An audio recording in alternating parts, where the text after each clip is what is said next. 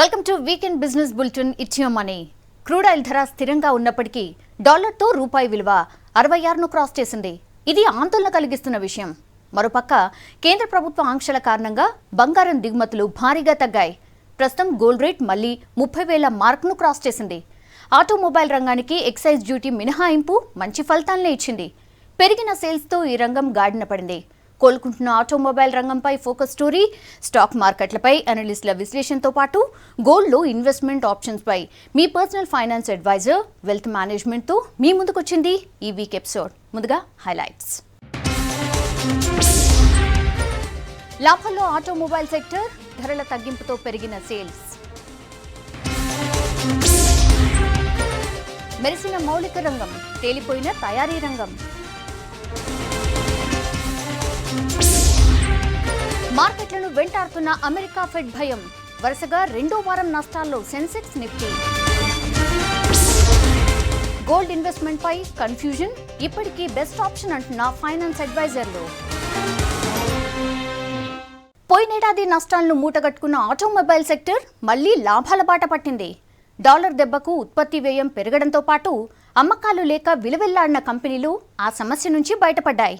Automobile రంగంపై తగ్గించిన excise సుంకం గడువును పొడిగించడంతో 3 కార్లు 6 బైకులుగా ఆటో సెక్టర్ కలకల్లాడుతోంది. పుంజుకుంటున్న వాహన రంగంపై ఈ వారం ఫోకస్ స్టోరీ.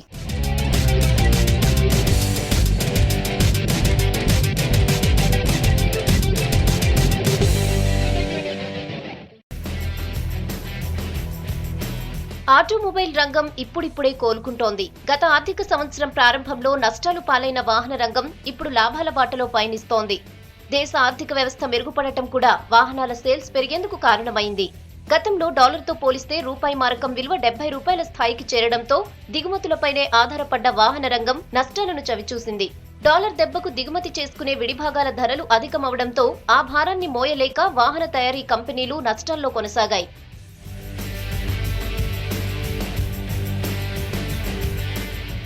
నష్టాలు భరించలేక ధరలు పెంచాల్సి రావడంతో అమ్మకాలు తగ్గిపోయి మరింత నష్టాల్లోకి కూరుకుపోయింది వాహన రంగం. దీంతో పాటు అధిక ద్రవ్యోల్బణం కారణంగా వాహన కొనుగోళ్లను వినియోగదారులు వాయిదా వేసుకున్నారు. దీంతో ఫెస్టివల్ ఆఫర్లు పెట్టినా, డిస్కౌంట్లు ఇచ్చినా కంపెనీలు మాత్రం నష్టాలు పూడ్చుకోలేకపోయాయి.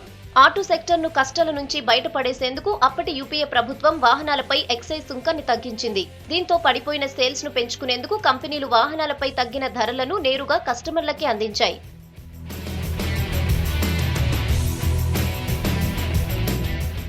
దీంతో పాటు డాలర్తో రూపాయి బలపడటం కంపెనీలపై భారం తగ్గింది. ఎక్సైజ్ సుంకపు తగ్గింపును పొడిగిస్తూ ప్రస్తుత ఎన్డీఏ ప్రభుత్వం నిర్ణయించడం వాహన రంగానికి కలిసొచ్చిన మరో అంశం. ఇటు రూపాయి పుంజుకోవడంతో పాటు దిగుమతి చేసుకునే వాహన విడిభాగాల ధరలు తగ్గడంతో ఆ బెనిఫిట్ ను కంపెనీలు కస్టమర్లకు ఆఫర్ చేస్తున్నాయి. దీంతో వాహనాల కొనుగోళ్లకు కస్టమర్లు ముందుకొస్తున్నారు. కార్లతో పాటు 2 వీలర్ ధరలు కూడా తగ్గడంతో అమ్మకాలు పుంజుకున్నాయి. దీపం ఉన్నప్పుడే ఇల్లు చక్కబెట్టుకోవాలన్నట్లు మార్కెట్ బాగున్నప్పుడే 4 రాళ్లు వెనకేసుకోవాలని కంపెనీలు భావిస్తున్నాయి. దీంతో ఎప్పటికప్పుడు లేటెస్ట్ మోడల్స్ ను మార్కెట్లోకి విడుదల చేస్తున్నాయి. 2 వీలర్ మార్కెట్ కూడా భారీగా పుంజుకుంటోంది.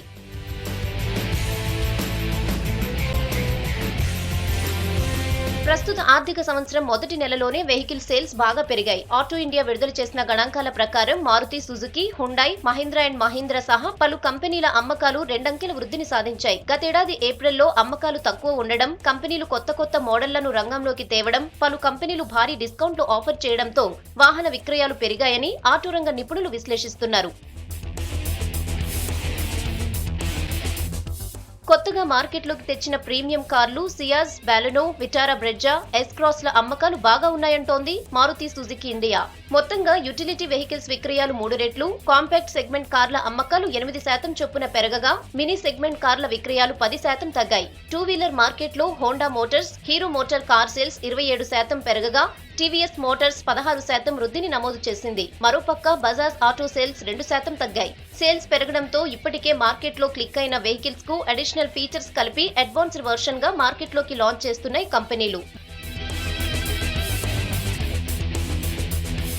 దీంతో ముందు వర్షన్ వెహికల్ కి సీక్వెల్ గా వస్తుండడంతో పాజిటివ్ టాక్ వచ్చి ఓపెనింగ్స్ కూడా బాగుంటున్నాయి. ప్రస్తుతం మార్కెట్ లో చాలా రకాల మోడల్స్ అందుబాటులో ఉన్నాయి. సో మీకు నచ్చిన వెహికల్ ను తీసుకుని రైడ్ చేయండి. Wishing you happy and safe ride.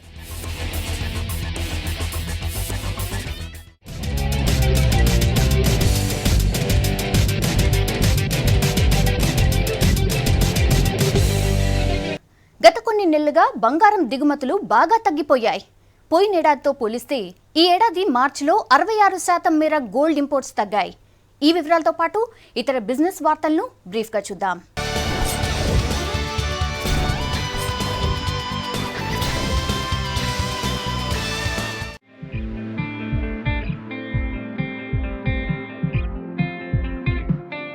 గత నెలలో దేశంలోకి పసిడి దిగుమతులు 66% మేర తగ్గాయి.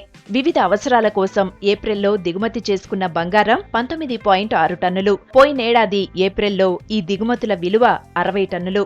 గోల్డ్, డైమండ్ జ్యువెలరీపై 1% ఎక్సైజ్ పన్ను విధింపును నిరసిస్తూ మార్చిలో 42 రోజుల పాటు జరిగిన ఆభరణాల వర్తకుల సమ్మె కూడా దిగుమతులపై ప్రభావం చూపింది. 2014-15లో పసిడి దిగుమతులు 971 టన్నులు. మార్చి 2016తో ముగిసిన గత ఆర్థిక సంవత్సరంలో ఈ దిగుమతులు 750 టన్నులకు తగ్గిపోయాయి.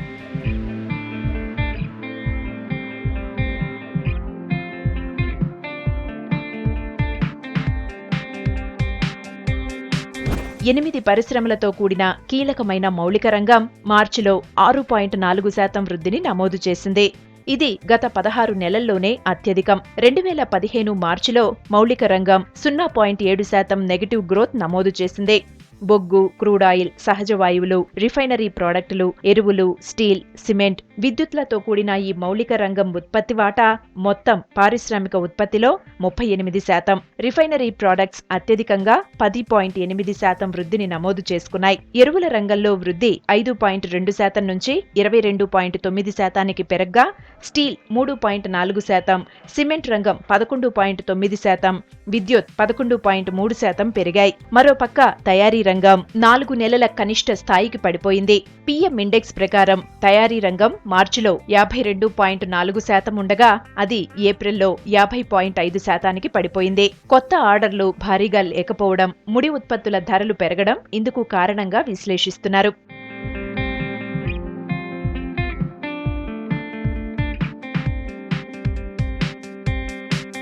వార్షిక ఆదాయం 50 లక్షల రూపాయలు పైగా ఉన్నవారు ప్రస్తుత ఆర్థిక సంవత్సరానికి గాను ఇచ్చే ఇన్కమ్ ట్యాక్స్ రిటర్న్స్ లో భూములు, భవనం, ఆభరణాలు, దుస్తులు, గృహోపకరణాల వంటి తమ విలువైన కొనుగోళ్ల వివరాలు అన్నింటినీ తెలియజేయాలి. ఈ మేరకు ప్రత్యక్ష పన్నుల కేంద్ర బోర్డు కొత్త ఐటీఆర్ ఫామ్ కు సంబంధించి సూచనలు జారీ చేసింది. ఈ ఆదేశాల ప్రకారం విలువైన బహుమతులు ఎవరి నుంచైనా పొందినా ఆ వివరాలు సైతం తెలపాల్సి ఉంటుంది. ఇంతకుముందు దాఖలు చేసిన సంపద పన్ను రిటర్న్స్ లో ప్రస్తుతం పేర్కొన్న ఆస్తులు లేదా ఆభరణాల వివరాలు తెలియజేశారా లేదా అన్న అంశాన్ని కూడా అసెస్సీ స్పష్టం చేయాల్సి ఉంటుంది. ప్రస్తుత ఆర్థిక సంవత్సరానికి సంబంధించి ఆదాయ పన్ను శాఖ ఏప్రిల్లో కొత్త ఐటీఆర్ ఫామ్స్ ను నోటిఫై చేసింది. వార్షిక ఆదాయం 50 లక్షలు దాటిన వారికి వర్తించే విధంగా asset and liability at the end of the year పేరుతో ఐటీఆర్ 1, ఐటీఆర్ 2ఏల్లో తాజాగా రిపోర్టింగ్ కాలమ్స్ ను చేర్చింది. భారత్లో 50 లక్షలు పైబడిన వార్షిక ఆదాయం కలిగిన వారు 1,50,000 మంది ఉన్నట్లు అంచనా.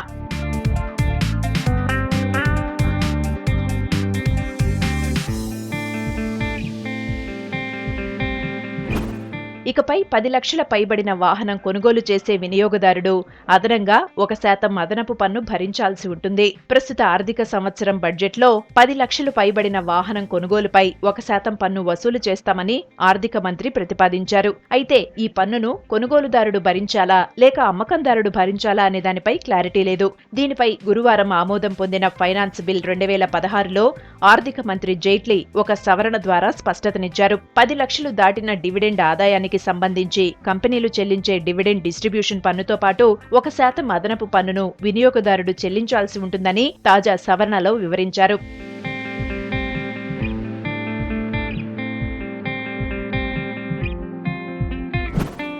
భారత ఆర్థిక వ్యవస్థ ప్రస్తుత వచ్చే ఆర్థిక సంవత్సరంలో 7.5% వృద్ధి సాధిస్తుందన్న తన అంచనాల్లో ఎటువంటి మార్పు లేదని అంతర్జాతీయ ద్రవ్యనిధి సంస్థ తెలిపింది. ఎగుమతులు, రుణ వృద్ధి రేటు తక్కువగా ఉండడం వంటి ప్రతికూల పరిస్థితులు ఉన్నప్పటికీ వినియోగ డిమాండ్ పటిష్టతే భారత్ వృద్ధికి కారణమని తన తాజా ఆసియా పసిఫిక్ రీజనల్ ఫైనాన్షియల్ అవుట్లుక్లో ప్రకటించింది IMF. క్రూడాయిల్ ధరలు తక్కువగా ఉండడం, గృహ ఆదాయాలు పెరగడం వంటి అంశాలు దేశంలో వినియోగ డిమాండ్ పెరుగుదలకు కారణమని చెప్పిన IMF, బలహీన ఎగుమతులు, రుణవృద్ధి లేకపోవడం, బ్యాంకుల వీక్ బ్యాలెన్స్ షీట్లు, కంపెనీల లాభాల్లో అనిశ్చితి వంటి అంశాలు దేశ ఆర్థిక వ్యవస్థపై భారంగా మారాయని తెలిపింది.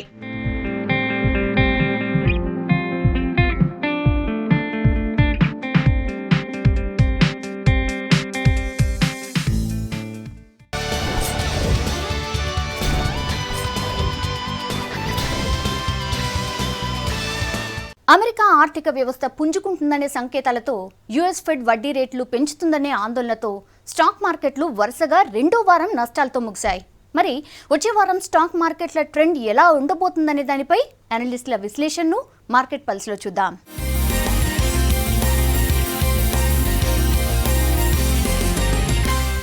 నెక్స్ట్ వీక్ మార్కెట్స్ కనుక చూస్తే ముఖ్యంగా 12th industrial production IIP data ఒకటి రావాల్సి ఉంది. సో అది కొంచెం ఎంకరేజింగ్గా ఉంటే కొద్దిగా మార్కెట్స్ పాజిటివ్గా మూవ్ అవడానికి ఛాన్స్ ఉంటుంది. క్యాలెండర్ ఇయర్లో జనవరి, ఫిబ్రవరి కలిపి దగ్గర వాళ్ళు 22,500 కోట్లు నికర అమ్మకాలు జరిపితే మార్చి 1 ఆన్వర్డ్స్ కనుక చూస్తే ఏంటంటే ఇప్పటివరకు దగ్గర 34-35 కోట్ల దాకా నికర కొనుగోలు జరపడం చూసాం.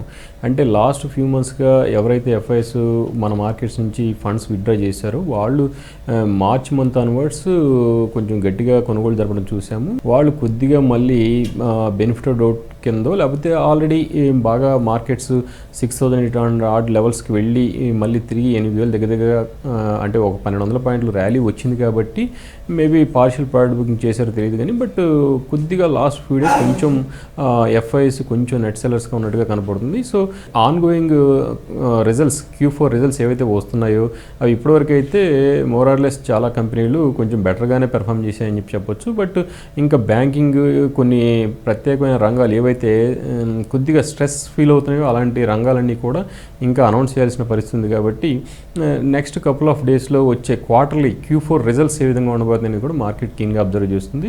ఇయర్ IMD వాళ్ళు ఇచ్చిన సర్వే బట్టి కనుక చూస్తే బ్రహ్మాండమైన వర్షాలు ఉంటాయని చెప్పేసి మనకి ఒక క్లారిటీ ఉంది. సో మాన్సూన్ కనుక పర్ఫెక్ట్గా అనుకున్నట్టుగా కనుక ల్యాండ్ అయితే డెఫినెట్గా అది ఎకానమీకి బూస్ట్ ఇచ్చే ఇదిగా పనిచేస్తుంది. అలాగే మార్కెట్స్ కూడా అది పాజిటివ్గా పనిచేయడానికి ఛాన్స్ ఉంటుంది. సో గ్లోబల్ మార్కెట్స్ ఇప్పుడు దాకా మనం చూస్తే ముఖ్యంగా US మార్కెట్స్ కూడా ఆల్ టైమ్ హైలో అంటే స్ట్రాంగ్ ఇదైతే ఉందో ర్యాలీ ఏదైతే ఉందో అది కంటిన్యూ అవుతూ ఉంది.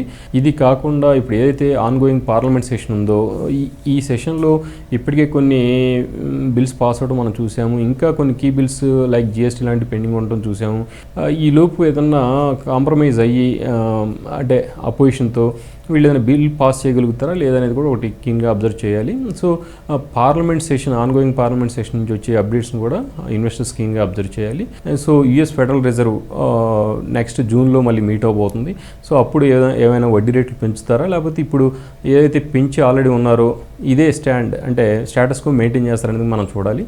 బట్ మన దగ్గర అయితే కనుక ప్రాపర్ మాన్సూన్ కనుక ఉంటే దీనికి తోడు ఇన్ఫ్లేషన్ కంట్రోల్లో ఉంటే RBI నుంచి నెక్స్ట్ డౌన్ ద లైన్ ఒక 1-2 రేట్ కట్స్ అయితే ఉండడానికి ఛాన్సెస్ ఉంటాయి. సో మార్కెట్కి ఇమ్మీడియట్గా కనుక చూస్తే నెక్స్ట్ ఫ్యూ డేస్లో 7,800 and 8,000 is the resistance and 7,600 and 7,600 and 7,400 is the సపోర్ట్గా మనం చెప్పొచ్చు.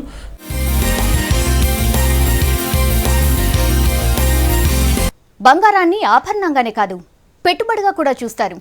భవిష్యత్ అవసరాలకు బంగారాన్ని కొనిపెట్టుకుంటూ ఉంటారు. అయితే 12 ఏళ్లుగా పెరుగుతూ వచ్చిన గోల్డ్ రేటు గత ఏడాది కాలం నుంచి తగ్గుతూ వస్తోంది. దీంతో భవిష్యత్తులో బంగారంపై పెట్టుబడి పెట్టొచ్చా, పెడితే ఏ రూపంలో పెట్టాలి అనే విషయంపై తర్జన భర్జన పడుతూ ఉంటారు. సో గోల్డ్పై ఎలా ఇన్వెస్ట్ చేయాలో ఈ వారం వెల్త్ మేనేజ్మెంట్లో తెలుసుకుందాం.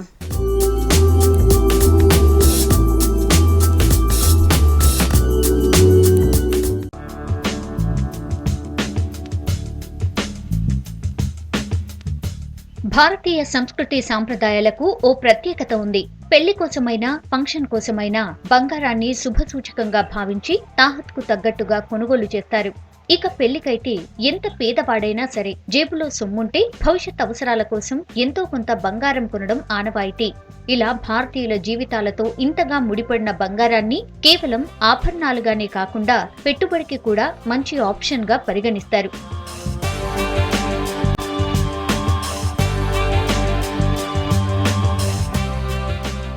మొదటి నుండి భూమిని, బంగారాన్ని నమ్ముకుంటే ఎప్పటికీ నష్టపోరని పెద్దలు చెప్తారు. ఇన్నాళ్ల వరకు ఇదే మాట నమ్మి బంగారంలో పెట్టుబడి పెట్టిన వారికి మంచి లాభాలే వచ్చాయి.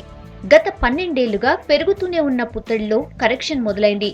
33,000 రూపాయల మార్కును దాటి రికార్డు సృష్టించిన పసిడి 26,000 రూపాయలకు పడిపోయింది. దీంతో బంగారాన్ని నమ్ముకుని 2 ఏళ్ల క్రితం ఇన్వెస్ట్ చేసిన వాళ్ళందరికీ ఇది పెద్ద దెబ్బే. ఇప్పుడు మళ్లీ 30,000 రూపాయలను దాటింది.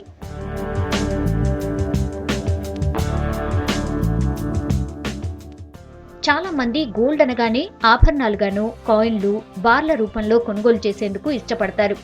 తాజా పరిస్థితులను పరిగణలోకి తీసుకుంటే ఫిజికల్ గోల్డ్ ను కొనుగోలు చేయడం అంత లాభదాయకం కాదంటున్నారు personal finance advisors. Physical gold కాకుండా పెట్టుబడికి ఇప్పుడు చాలా ఆప్షన్స్ అందుబాటులో ఉన్నాయి.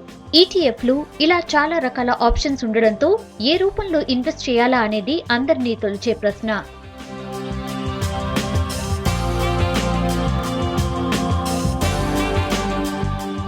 ముందుగా బంగారు ఆభరణాలు, కాయిన్ల రూపంలో పెట్టుబడి ఎవరికి బెటరో చూద్దాం. మహిళలకు డబ్బులిచ్చి బంగారంలో పెట్టుబడి పెట్టమంటే ముందుగా వారు ఆభరణాలు కొనేందుకు మొగ్గు చూపుతారు. బంగారు నగలు లగ్జరీ ఐటంగా, తర్వాత పెట్టుబడిగా కూడా ఉపయోగపడతాయి. ఇక కాయిన్ల రూపంలో పెట్టుబడి పెట్టడం మరో ఆప్షన్. 22 క్యారెట్లు, 24 క్యారెట్ల రూపంలో గోల్డ్ కాయిన్స్ అందుబాటులో ఉన్నాయి. సో కాయిన్ల రూపంలో పెట్టుబడి పెట్టాలనుకునేవారు వీటిని కొనుగోలు చేయొచ్చు. అయితే వీటిని అమ్మేటప్పుడు కొంత ఇబ్బంది ఉంటుంది. ప్యూర్ గోల్డ్ ను కాయిన్ రూపంలో బ్యాంకుల నుంచి కొనుగోలు చేయొచ్చు, కానీ వాటిని బ్యాంకులు తిరిగి వెనక్కి ఇచ్చి డబ్బు చేసుకోలేం. జ్యువెలరీ షాపుల్లో అమ్మాలన్నా అందరూ వీటిని కొనరు. కొన్నా మార్కెట్ రేటు కన్నా తక్కువకు అమ్మాల్సి ఉంటుంది.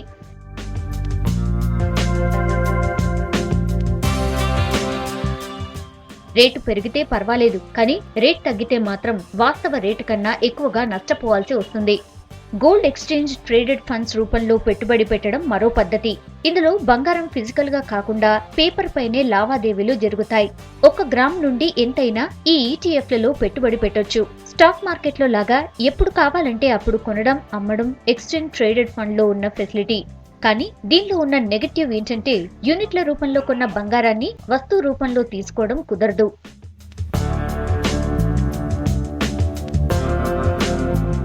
గోల్డ్ కు ఫిజికల్ డిమాండ్ తగ్గించడంతో పాటు అంతే భరోసా కల్పించేలా కేంద్ర ప్రభుత్వం గోల్డ్ స్కీమ్లను ప్రారంభించింది. ఇందులో ఒకటి గోల్డ్ మానిటైజేషన్ స్కీమ్ కాగా, రెండోది gold bond scheme. Monetisation scheme లో ఎవరైనా సరే బంగారాన్ని బ్యాంక్ ఖాతాలో జమ చేసి దానిపై వడ్డీ పొందే అవకాశం ఉంటుంది. గోల్డ్ బాండ్ల వల్ల ఫిజికల్ గా బంగారాన్ని కొనకుండానే పేపర్ల రూపంలో కొనుగోలు చేసి దానికి వడ్డీ పొందే వెసులుబాటు ఉంది. ఈ పథకంలో భాగంగా 2 గ్రాముల నుంచి గరిష్టంగా 500 గ్రాముల వరకు బాండ్ల రూపంలో తీసుకోవచ్చు.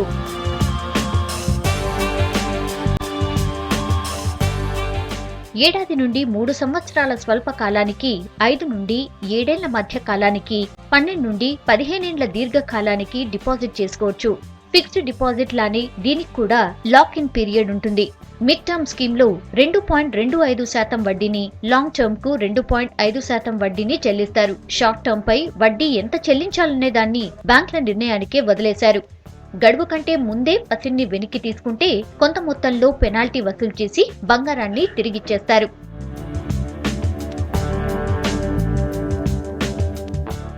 చూసారుగా బంగారంలో పెట్టుబడి పెట్టడానికి ఉన్న మార్గాలు. అయితే ఎందులో పెట్టుబడి పెట్టినా మొత్తం పోర్ట్ఫోలియోలో బంగారంపై 15% మించి పెట్టుబడి పెట్టడం మంచిది కాదంటున్నారు మార్కెట్ అనలిస్టులు.